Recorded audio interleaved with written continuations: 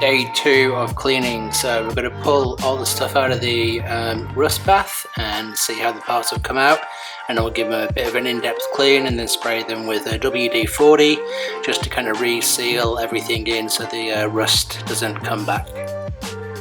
Okay guys, this is where we're at the moment. I took the crossbar off the handlebars, and in between these joints here it must have been some kind of you know, like elastomer or some kind of spacing, and basically everything has just crumbled out because it's just that old. So that is all in here and it's all crumbled. Sorry about the blurredness. There we go, sorry. Yeah, so obviously within these kind of holes on each end, which go into this section here, which obviously are up here on the bars.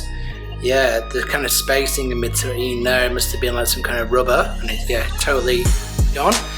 This is the most ghetto shim that I have ever seen in my entire life. It's just a coil just wrapped around the bar. So ghetto, that's crazy. Hopefully the new stem that we're putting on won't need that, but time will tell. So yeah, so the reason why I took that off is because all the bolts in here were fully rusted out. So what I've done is I've got a little bath going here with the kind of CSR for the anti-rust. So in there we've got the front neck, we've got some of the bolts off the frame and the bolts from in here, and a few bolts from some other parts which are super rusty. So they're having a bit of a rust bath for about 10 to 15 hours, and we'll pull them out, start cleaning that, and then we can start on all this tomorrow. So yeah, looking forward to stripping all this down. Okay, I didn't bother kind of filming this, but there we go. These are the parts that are in the rust bin, and everything's come out pretty good, and it's all clean and not a sign of rust on them. I did do a spray with the WD-40 over it just so it doesn't re-oxidize, and yeah, we can now move on to these parts, and hopefully we can get the bike built up in the next day or two.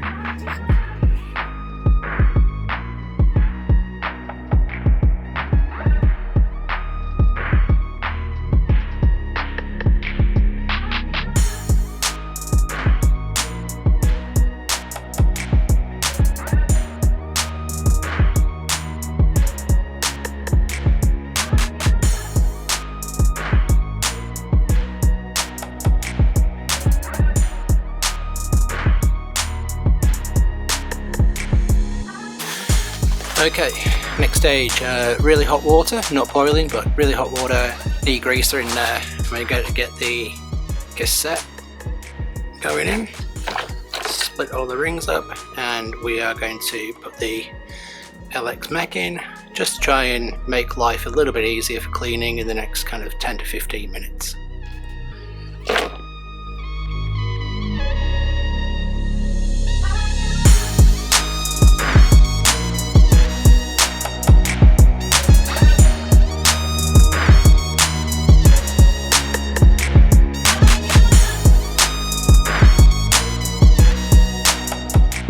Also, these Dior shifters are full of gunk and are not returning back, so these will need a strip down, but I am going to put these in the hot bath as well, just to try and ease up anything that is seized, any kind of grease that has gone hard and just made it all gunky, so hopefully we can bring these back to life as well. Okay, so just thought I'd bring you to the back end of the frame here, and I just noticed that on one of the supporting linkages, like on the cross beam, it's got a fair bit of rust on here. Good news is it's actually bolted on, so I'm going to take that off and give that a polish down. And obviously there's a fair bit of rust on the Magura plate, but I've got to be really careful of what I do here, because obviously it's got the logo on there, but yeah, I don't really know how to kind of tackle this, because I don't want to kind of damage the integrity of it, but we'll work something out. Okay, classic hack. We've got that part off the linkage in the back end. It's in the drill bit, and we're going to just rest it on there, give it a few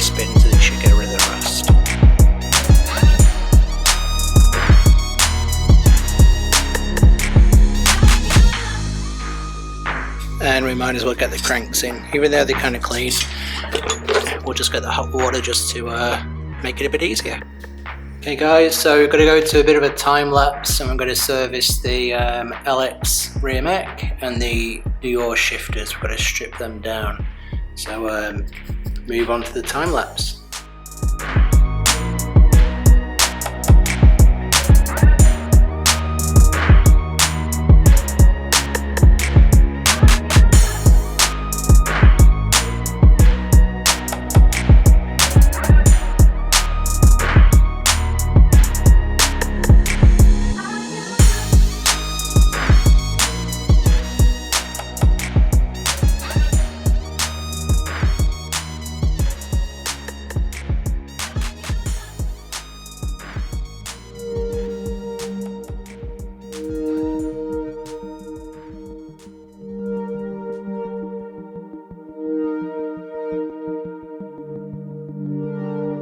So that has all been done.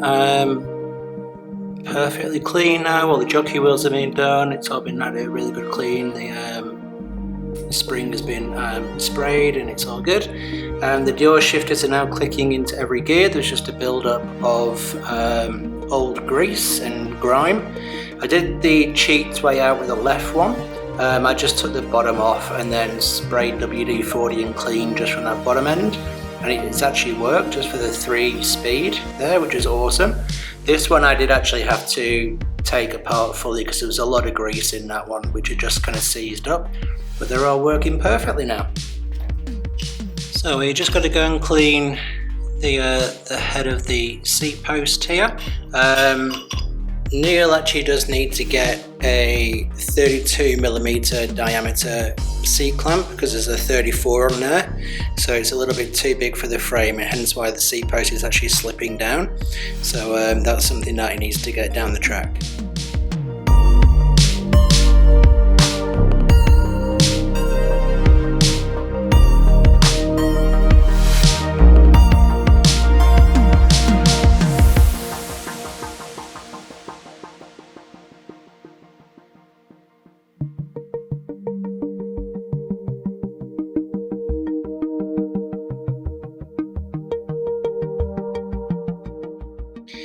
Okay, now we're going to get on to cleaning the frame. I'm not going to do too much to it because it's actually in really good condition, but I'm just going to get the Scotch pad, wipe it over with some degreasant, and then after that we're going to get the auto sole and we're going to get the buffer on it and then give it a good old polish. But as you can see here, it's pretty grimy all the way up through here.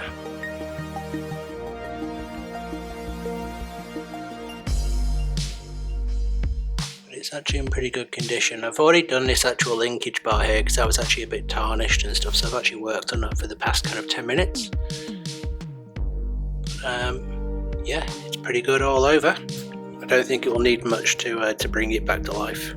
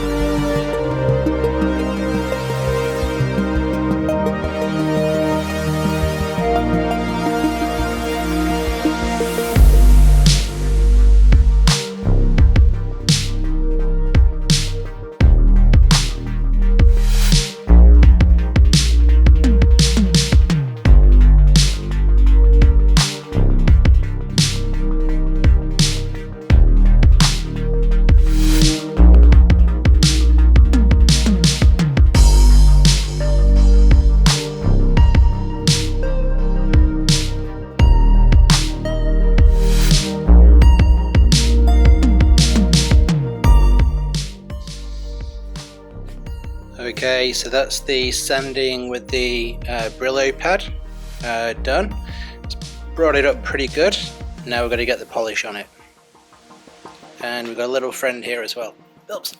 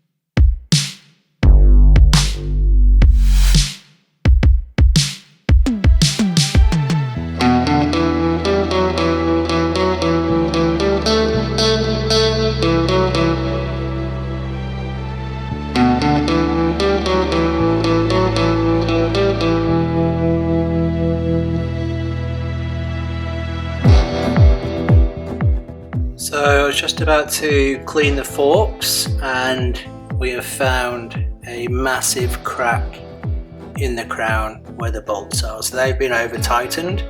You can see it actually runs all the way up through here. So unfortunately that crown is toast and cannot be physically ridden on.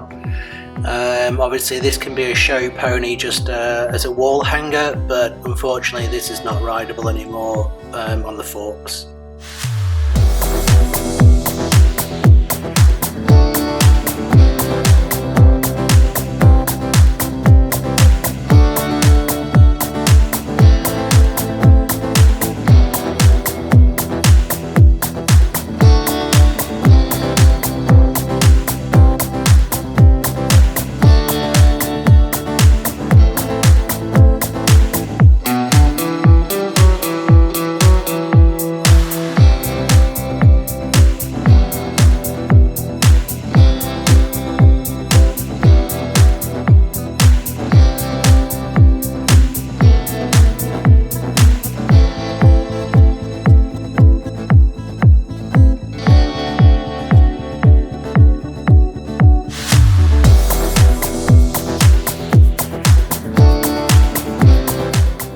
Okay, let's get this top cap off.